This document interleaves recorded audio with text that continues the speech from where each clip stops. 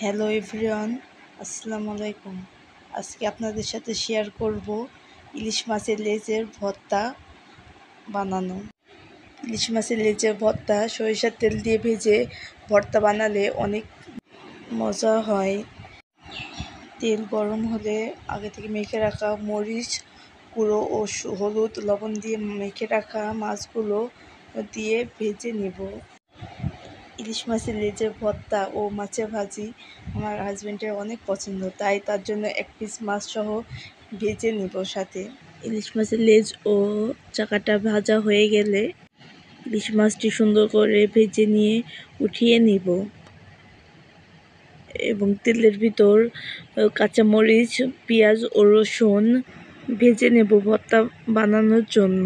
মরিচ পেঁয়াজ সুন্দর করে ভেজে বাটিতে নামিয়ে নিব এবং তার ভিতর লবণ দিয়ে মরিচ ও পেঁয়াজ সুন্দরভাবে মাখিয়ে নেব এবং মাছটা দিয়ে বড় কাঁটাগুলো আলাদা করে নিব যাতে খাওয়ার সময় গলায় না আটকায়।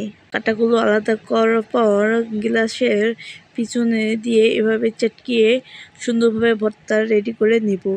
আলহামদুলিল্লাহ, আমার ভর্তাটা সুন্দর মতো হয়ে গেছে। সবাই কমেন্ট করে জানাবেন আমার ভর্তার রেসিপি কেমন লেগেছে। সবাই ভালো থাকবেন। আল্লাহ হাফেজ।